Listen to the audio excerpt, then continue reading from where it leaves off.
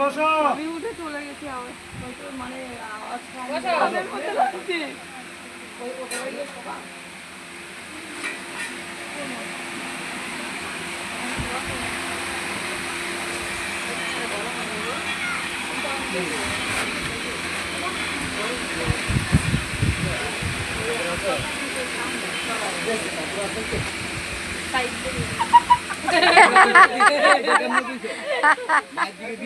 ছবি তুলবে